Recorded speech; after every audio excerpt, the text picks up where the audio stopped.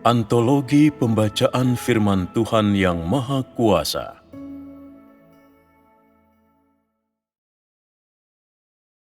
Pekerjaan Tuhan, watak Tuhan, dan Tuhan itu sendiri. 3.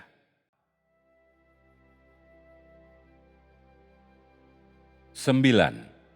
Yesus melakukan mukjizat-mukjizat. 1. Yesus memberi makan 5.000 orang. Yohanes 6 ayat 8 sampai 13. Salah satu dari murid-muridnya, Andreas, saudara Simon Petrus, berkata kepadanya, "Ada seorang anak kecil di sini yang punya 5 roti gandum dan 2 ekor ikan kecil. Tetapi apakah artinya itu dibanding dengan orang banyak ini?" Maka Yesus berkata, "Suruhlah mereka duduk. Di sana ada banyak rumput hijau." Maka mereka duduk. Jumlahnya sekitar 5.000 laki-laki. Lalu Yesus mengambil roti itu, dan setelah mengucap syukur, Dia menyerahkannya kepada murid-muridnya, dan murid-murid itu membagi-bagikannya kepada mereka yang duduk, dan begitu juga yang dilakukannya dengan ikan-ikan itu, sebanyak yang mereka kehendaki. Ketika mereka sudah kenyang, Dia berkata kepada murid-muridnya, "Kumpulkanlah potongan-potongan sisanya, agar jangan sampai ada yang terbuang." Karena itu mereka mengumpulkan semuanya dan memenuhi 12 keranjang dengan sisa potongan dari 5 roti gandum yang tersisa setelah mereka makan. 2. Kebangkitan Lazarus memuliakan Tuhan. Yohanes 11 ayat 43 sampai 44. Dan ketika dia sudah berkata demikian, dia berseru dengan suara keras, "Lazarus, keluarlah!" Maka orang yang sudah mati itu datang keluar. Tangan dan kakinya masih terikat dengan kain kafan dan wajahnya tertutup dengan kain. Yesus berkata kepada mereka, "Lepaskan dia dan biarkan dia pergi." Di antara mukjizat-mukjizat yang dilakukan oleh Tuhan Yesus, kita telah memilih hanya 2 ini karena keduanya berguna untuk menunjukkan apa yang hendak aku bahas di sini. Kedua mukjizat ini sangatlah menakjubkan, dan keduanya merepresentasikan mukjizat-mukjizat Tuhan Yesus pada zaman kasih karunia. Pertama-tama, mari kita melihat perikop pertama. Yesus memberi makan 5.000 orang. Konsep macam apakah 5 roti dan 2 ikan itu? Biasanya cukup untuk memberi makan berapa orangkah 5 roti dan 2 ikan itu?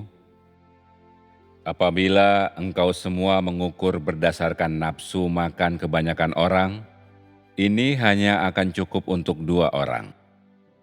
Inilah konsep paling mendasar dari 5 roti dan 2 ikan.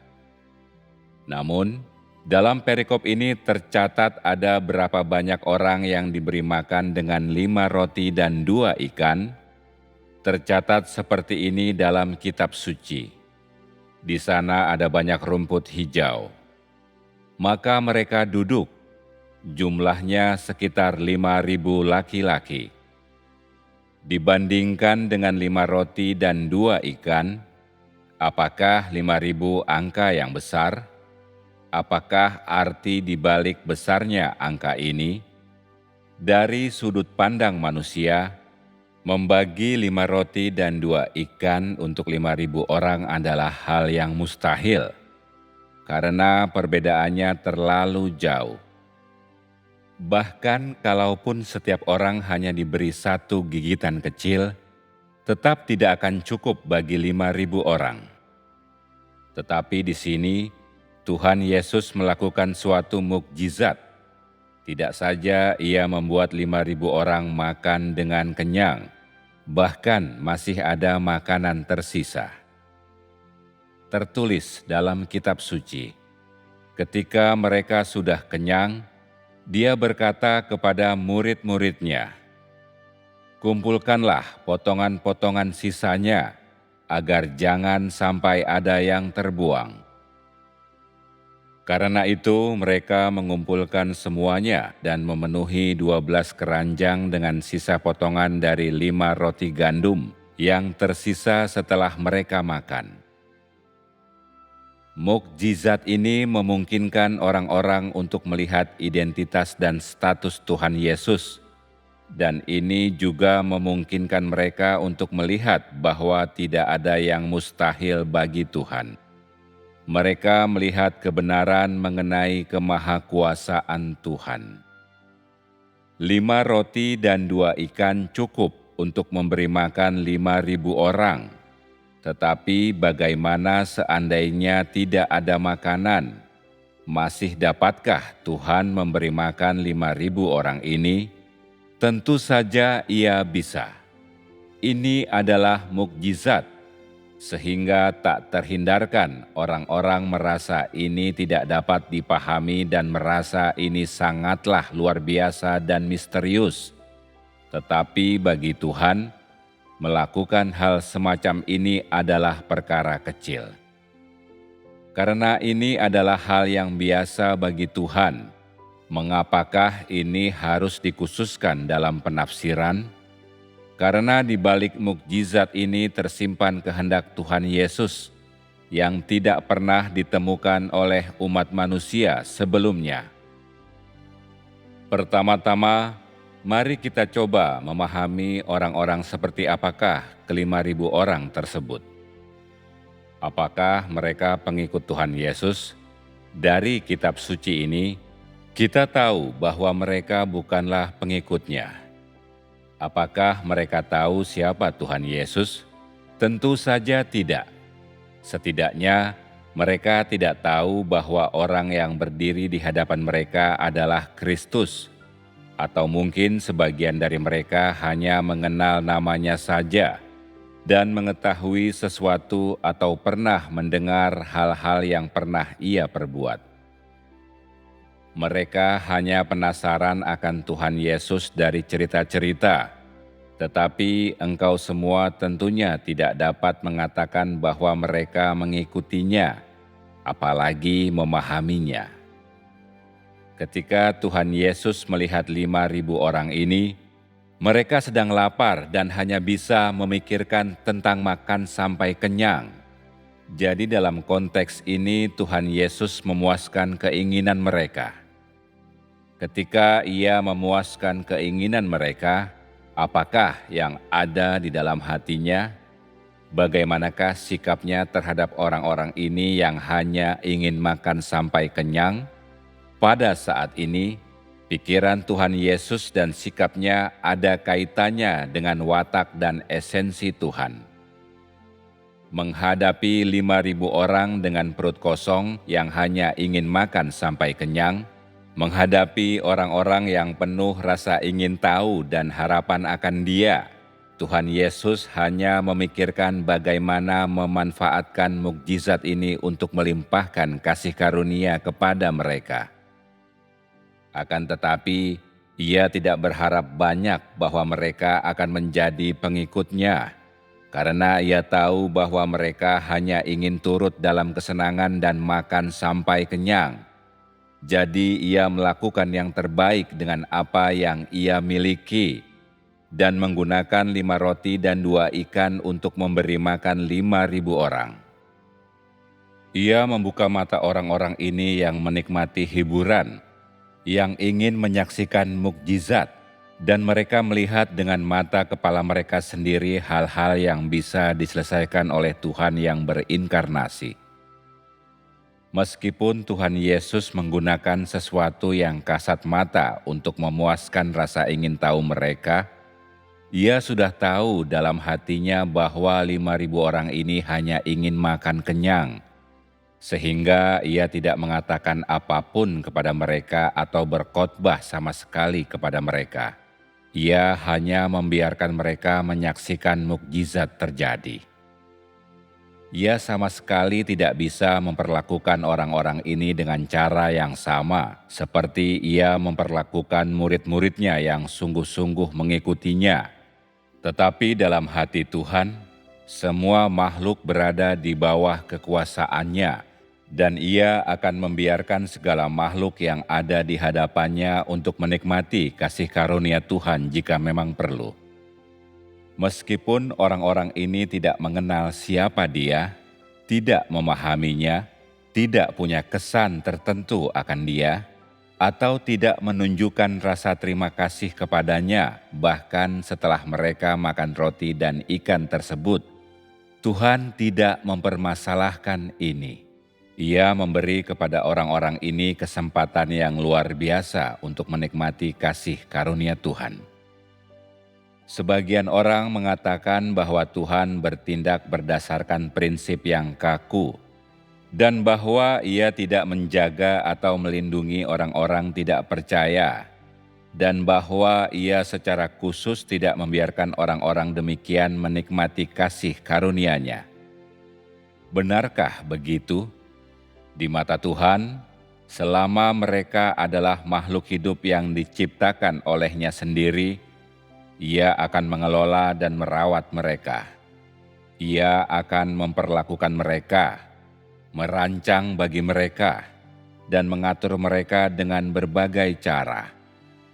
Inilah pikiran-pikiran dan sikap Tuhan terhadap segala hal. Meskipun 5.000 orang yang makan roti dan ikan tidak berencana mengikuti Tuhan Yesus, Ia tidak bertindak keras terhadap mereka. Setelah mereka makan sampai kenyang, tahukah engkau semua apa yang dilakukan Tuhan Yesus? Apakah Ia mengkhotbahkan sesuatu kepada mereka? Kemanakah Ia pergi setelah melakukan ini? Kitab suci tidak mencatat bahwa Tuhan Yesus mengatakan apapun kepada mereka. Setelah Ia menyelesaikan mukjizat-Nya, Ia diam-diam pergi. Jadi apakah Ia memberikan persyaratan kepada orang-orang ini? Apakah ada kebencian? Tidak ada satupun dari hal-hal tersebut. Ia hanya tidak ingin lagi memikirkan orang-orang ini yang tidak dapat mengikutinya. Dan pada saat itu hatinya sakit. Karena Ia telah melihat kebejatan umat manusia, dan Ia telah merasakan penolakan umat manusia terhadap-Nya. Dan ketika Ia melihat orang-orang ini atau saat Ia bersama mereka, kebodohan dan kebebalan manusia membuatnya merasa sangat sedih dan hatinya pedih. Karenanya Ia hanya ingin pergi meninggalkan orang-orang ini sesegera mungkin. Tuhan tidak ingin memiliki persyaratan apapun mengenai mereka di dalam hatinya. Ia tidak ingin memikirkan mereka. Secara khusus Ia tidak ingin membuang tenaganya untuk mereka. Dan Ia tahu mereka tidak bisa mengikutinya. Terlepas dari semua ini, sikap-Nya terhadap mereka tetap sangat jelas. Ia hanya ingin memperlakukan mereka dengan baik, memberi mereka kasih karunia. Inilah sikap Tuhan terhadap setiap makhluk di bawah kekuasaan-Nya. Terhadap setiap makhluk, memperlakukan mereka dengan murah hati, menyediakan kebutuhan mereka, memelihara mereka.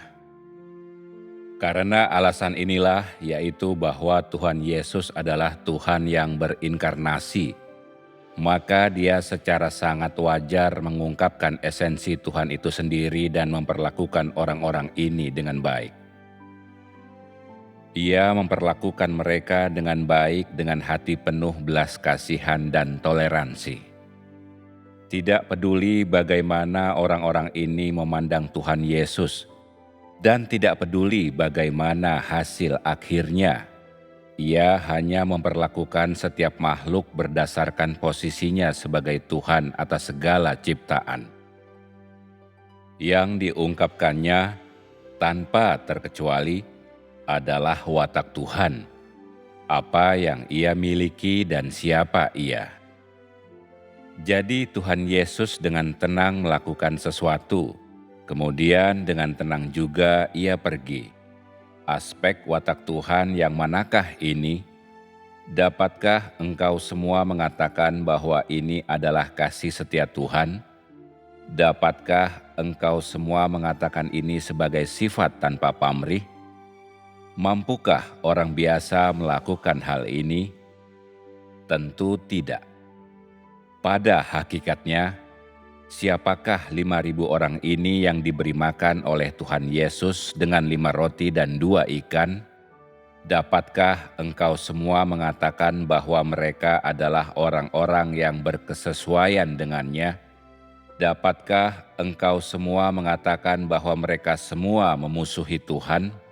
Dapat dikatakan dengan pasti bahwa mereka sama sekali tidak berkesesuaian dengan Tuhan. Dan esensi mereka benar-benar memusuhi Tuhan. Tetapi bagaimanakah Tuhan memperlakukan mereka? Ia menggunakan suatu cara untuk menjinakkan permusuhan mereka terhadap Tuhan. Cara ini disebut dengan kebaikan. Dengan kata lain, meskipun Tuhan Yesus memandang mereka sebagai orang-orang berdosa, di mata Tuhan tetap saja mereka adalah ciptaannya, sehingga Ia tetap memperlakukan orang-orang berdosa ini dengan baik. Ini adalah toleransi Tuhan, dan toleransi ini ditentukan oleh identitas dan esensi Tuhan sendiri. Jadi, ini adalah hal yang tidak bisa dilakukan oleh manusia yang diciptakan oleh Tuhan. Hanya Tuhan sendiri yang dapat melakukan ini. Ketika engkau dapat sungguh-sungguh menghargai pikiran dan sikap Tuhan terhadap umat manusia, ketika engkau dapat sungguh-sungguh memahami emosi dan kepedulian Tuhan terhadap setiap makhluk, engkau akan dapat memahami kesetiaan dan kasih yang dicurahkan kepada masing-masing orang yang diciptakan oleh Sang Pencipta. Ketika ini terjadi, engkau akan menggunakan 2 kata untuk menggambarkan kasih Tuhan. Apa sajakah 2 kata itu? Ada yang bilang, tanpa pamrih. Ada lagi yang bilang, dermawan. Dari kedua kata ini, dermawan adalah yang paling tidak cocok untuk menggambarkan kasih Tuhan. Ini adalah kata yang digunakan orang untuk menggambarkan pemikiran dan perasaan terbuka seseorang. Aku benar-benar membenci kata ini, karena kata ini mengacu pada pemberian sumbangan secara acak, secara sembarangan, terlepas dari segala macam prinsip. Ini adalah ungkapan terlalu emosional orang-orang yang bodoh dan bingung. Ketika kata ini digunakan untuk menggambarkan kasih Tuhan, sudah pasti ada konotasi menghujat di dalamnya. Aku punya 2 kata yang lebih sesuai untuk menggambarkan kasih Tuhan. Apakah 2 kata tersebut? Yang pertama adalah besar. Bukankah kata ini sangat menggugah? Yang kedua adalah luas. Ada arti nyata di balik kedua kata ini yang aku pakai untuk menggambarkan kasih Tuhan. Secara harfiah, besar menggambarkan volume atau kapasitas suatu hal, tetapi tidak peduli seberapapun besarnya hal tersebut. Itu adalah sesuatu yang bisa disentuh dan dilihat orang.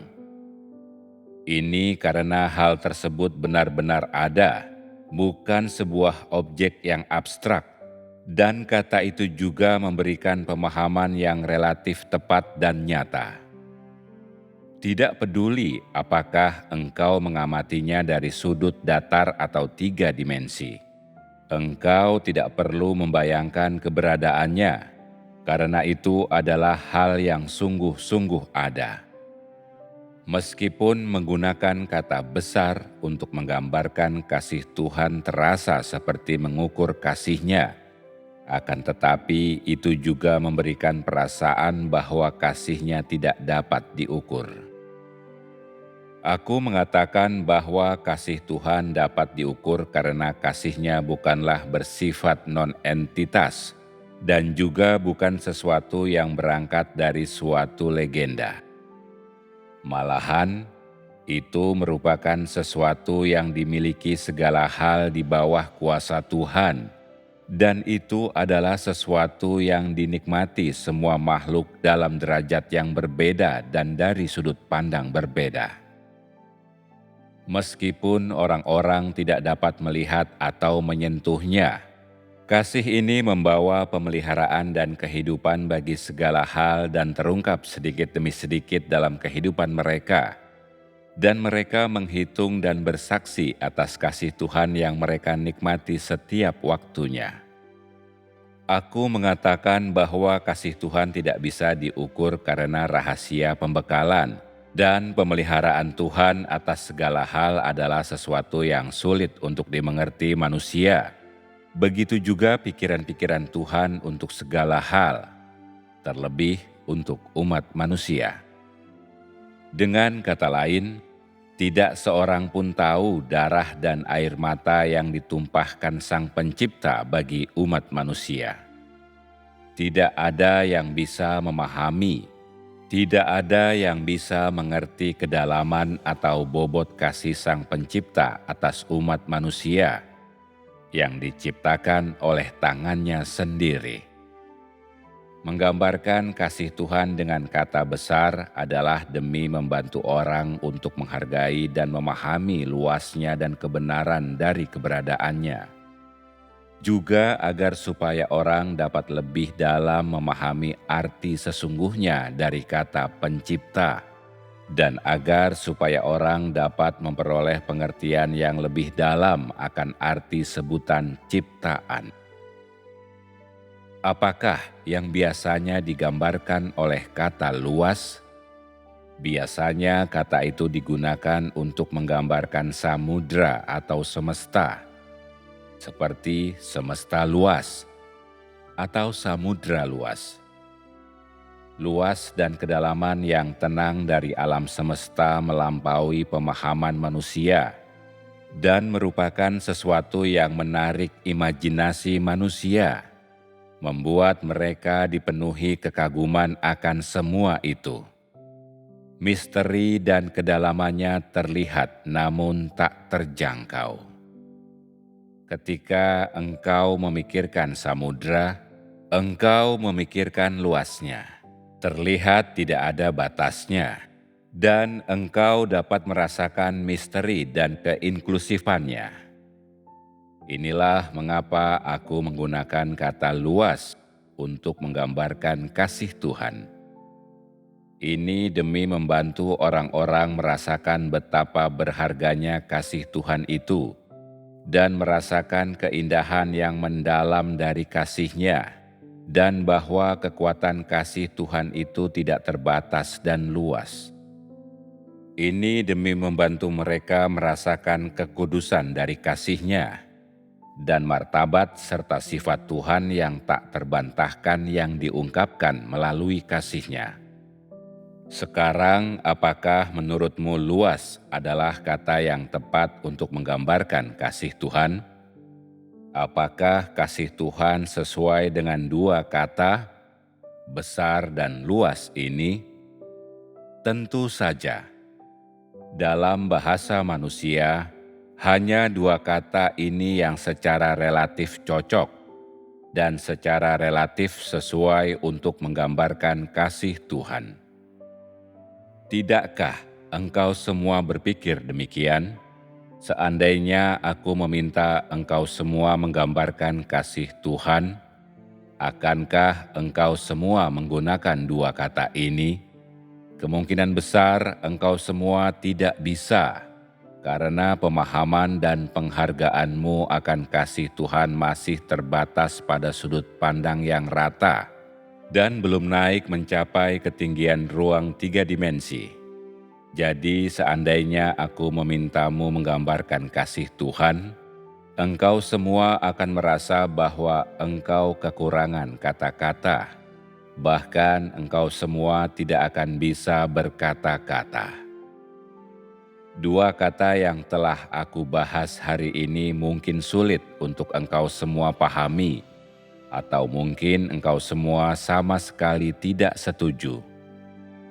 Ini hanya menunjukkan fakta bahwa penghargaan dan pemahamanmu akan kasih Tuhan masihlah dangkal dan berada dalam cakupan yang sempit.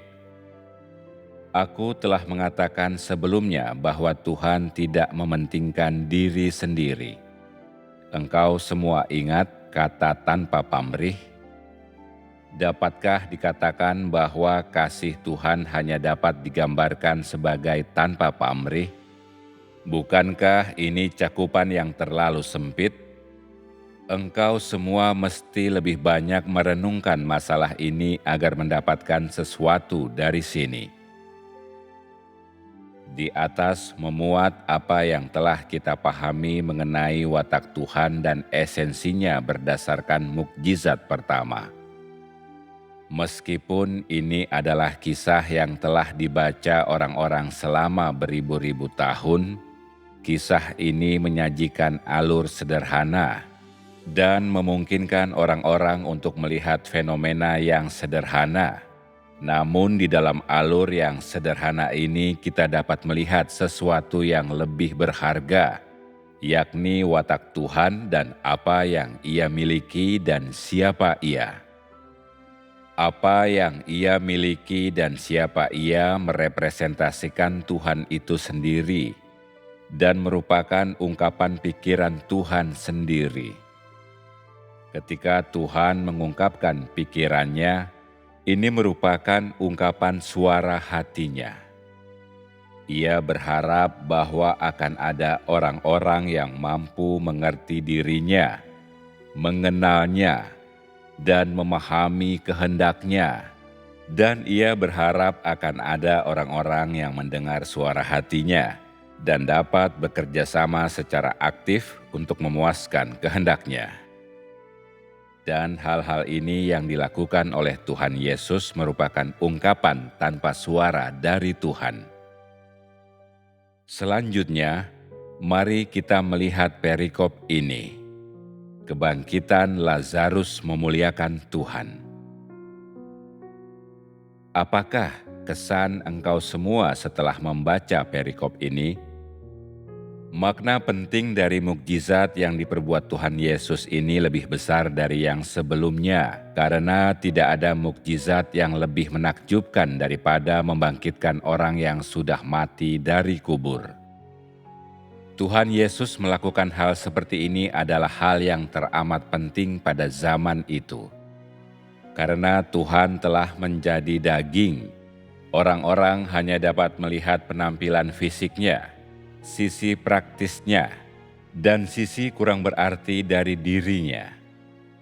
Bahkan seandainya ada beberapa orang yang melihat dan memahami sebagian karakternya atau sejumlah kelebihan yang nampaknya ia miliki, tidak seorang pun tahu dari mana Tuhan Yesus datang, apa esensinya yang sebenarnya, dan apalagi yang sebenarnya mampu ia lakukan. Semuanya ini tidak diketahui oleh umat manusia. Begitu banyak orang menginginkan bukti akan hal ini dan mengetahui kebenaran. Dapatkah Tuhan melakukan sesuatu untuk membuktikan identitasnya sendiri? Bagi Tuhan, ini adalah hal yang mudah. Ini adalah perkara sepele. Ia dapat melakukan suatu perkara di mana saja, kapan saja untuk membuktikan identitas dan esensinya. Tetapi Tuhan melakukan berbagai hal berdasarkan suatu rencana dan secara bertahap. Ia tidak melakukan suatu hal dengan sembarangan. Ia mencari waktu yang tepat dan peluang yang tepat untuk melakukan hal yang paling berarti untuk disaksikan umat manusia. Ini membuktikan otoritas dan identitasnya. Jadi, dapatkah kebangkitan Lazarus membuktikan identitas Tuhan Yesus? Mari kita melihat perikop dari kitab suci ini. Dan ketika dia sudah berkata demikian, dia berseru dengan suara keras, "Lazarus, keluarlah!" Maka orang yang sudah mati itu datang keluar. Ketika Tuhan Yesus melakukan ini, ia hanya mengatakan satu hal, "Lazarus, keluarlah!" Lazarus lalu keluar dari kuburannya. Ini tercapai oleh karena satu kalimat yang diucapkan oleh Tuhan. Pada waktu itu, Tuhan Yesus tidak mendirikan sebuah mezbah dan ia tidak mengambil tindakan-tindakan lain. Ia hanya mengucapkan satu kalimat. Apakah ini seharusnya disebut mukjizat atau perintah? Atau apakah ini semacam sihir?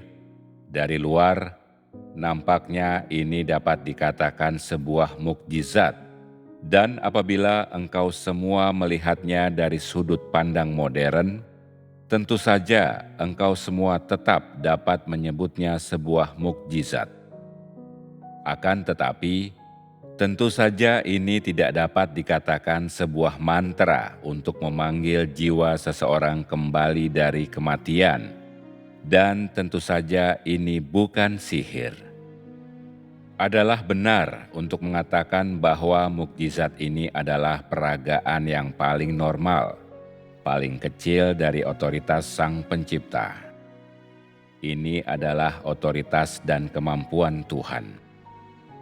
Tuhan punya otoritas untuk membuat seseorang mati, untuk membuat jiwa pergi meninggalkan tubuhnya dan kembali ke alam maut, atau kemanapun jiwa orang mati itu harus pergi.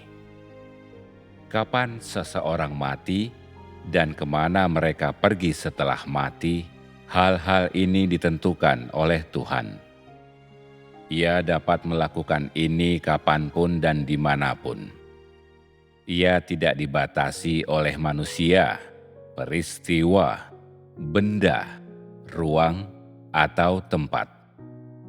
Apabila ia ingin melakukan sesuatu, ia dapat melakukannya, karena segala hal dan semua makhluk hidup berada di bawah kekuasaannya, dan segala sesuatu hidup dan mati oleh firman-Nya, otoritasnya.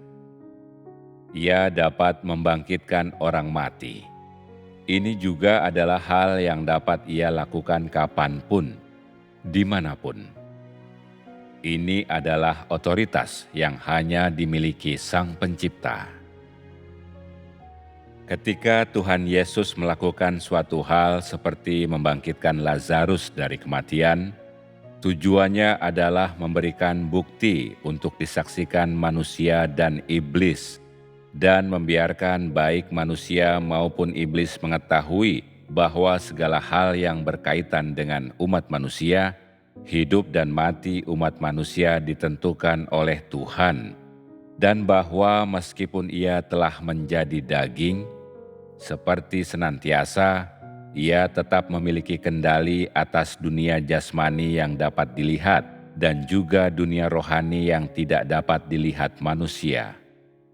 Ini untuk memberitahukan baik kepada manusia maupun iblis bahwa segala hal yang berkaitan dengan manusia tidak berada di bawah perintah iblis. Ini adalah pengungkapan dan peragaan otoritas Tuhan, dan juga cara Tuhan mengirimkan pesan kepada segala hal bahwa hidup dan mati manusia ada di tangan Tuhan. Kebangkitan Lazarus oleh Tuhan Yesus. Pendekatan semacam ini adalah salah satu cara Sang Pencipta mengajarkan dan memberi petunjuk kepada umat manusia. Ini adalah tindakan konkret di mana ia menggunakan kemampuan dan otoritasnya untuk memberikan petunjuk kepada umat manusia dan membekali manusia. Ini adalah cara bagi Sang Pencipta untuk tanpa menggunakan kata-kata memungkinkan umat manusia melihat kebenaran bahwa Ia memiliki kuasa segala hal.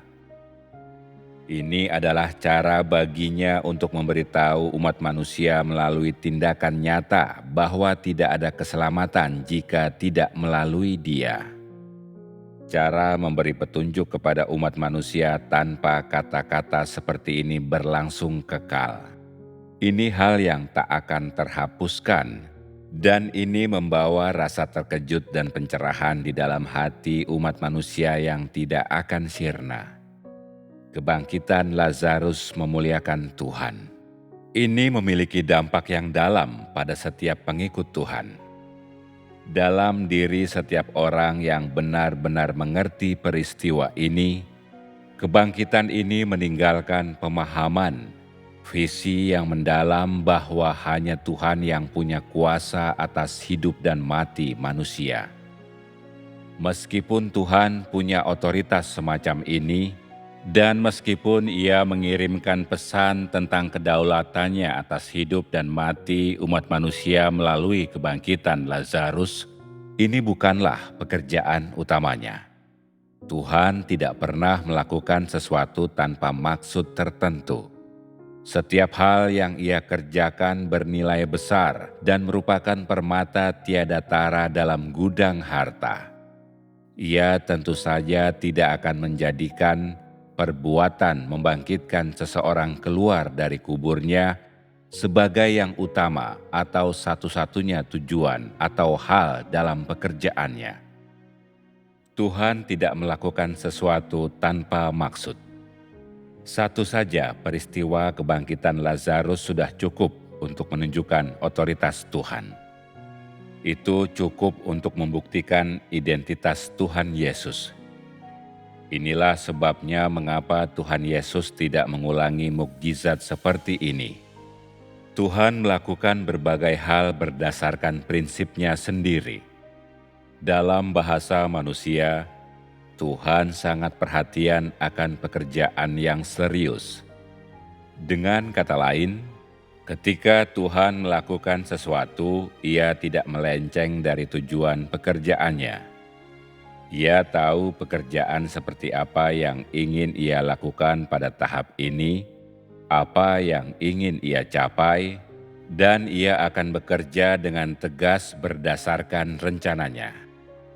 Seandainya seseorang yang rusak memiliki kemampuan seperti ini, ia hanya akan memikirkan cara untuk mengungkapkan kemampuan ini agar mereka tahu seberapa hebatnya dirinya, agar orang lain tunduk kepadanya, sehingga ia dapat mengendalikan dan menguasai mereka. Inilah kejahatan yang berasal dari iblis. Inilah yang disebut kerusakan. Tuhan tidak memiliki watak demikian, dan Ia tidak memiliki esensi demikian. Tujuannya dalam melakukan berbagai hal bukanlah untuk memamerkan dirinya, melainkan untuk membekali umat manusia dengan lebih banyak wahyu dan tuntunan. Jadi orang-orang melihat sedikit sekali contoh dalam Alkitab mengenai hal semacam ini.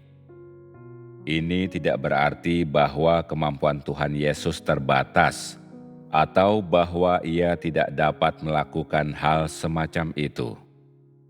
Hanya saja Tuhan tidak ingin melakukannya, karena ada makna yang praktis ketika Tuhan Yesus membangkitkan Lazarus, dan juga karena pekerjaan utama Tuhan dalam menjadi daging bukanlah untuk melakukan mukjizat, bukan untuk membangkitkan orang-orang mati, melainkan pekerjaan penebusan umat manusia.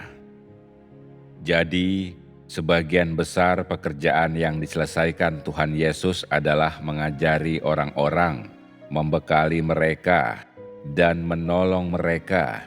Dan hal-hal seperti membangkitkan Lazarus hanyalah sebagian kecil saja dari pelayanan yang dilakukan Tuhan Yesus. Bahkan engkau semua dapat mengatakan bahwa pamer bukanlah bagian dari esensi Tuhan. Jadi tidak menunjukkan lebih banyak mukjizat bukanlah suatu pembatasan diri secara sengaja, juga bukan karena keterbatasan lingkungan, dan tentunya juga bukan karena kurangnya kemampuan. Ketika Tuhan Yesus membangkitkan Lazarus dari kematian, Ia menggunakan satu kalimat, "Lazarus, keluarlah." Ia tidak mengatakan apapun lagi selain ini. Apakah yang direpresentasikan kata-kata tersebut? Kata-kata ini merepresentasikan bahwa Tuhan mampu melakukan apa saja hanya dengan berfirman, termasuk membangkitkan orang mati. Ketika Tuhan menciptakan segala sesuatu, ketika Ia menciptakan dunia, Ia melakukannya dengan firman, perintah lisan, firman yang berotoritas, dan dengan demikian segala sesuatu pun tercipta. Semua itu tercapai dengan cara demikian. Satu kalimat yang diucapkan oleh Tuhan Yesus adalah sama seperti firman yang diucapkan Tuhan ketika Ia menciptakan langit dan bumi serta segala sesuatu. Kalimat tersebut sama-sama mengandung otoritas Tuhan, kemampuan Sang Pencipta. Segala sesuatu terbentuk dan berdiri teguh oleh karena firman yang keluar dari mulut Tuhan. Dan sama seperti itu, Lazarus berjalan keluar dari kuburnya oleh karena firman yang keluar dari mulut Tuhan Yesus. Inilah otoritas Tuhan yang ditunjukkan dan dinyatakan dalam daging inkarnasinya. Otoritas dan kemampuan semacam ini adalah milik Sang Pencipta dan milik anak manusia di mana Sang Pencipta dinyatakan. Inilah pengertian yang diajarkan kepada umat manusia oleh Tuhan melalui kebangkitan Lazarus dari kematian. Inilah semua bahasan untuk topik ini.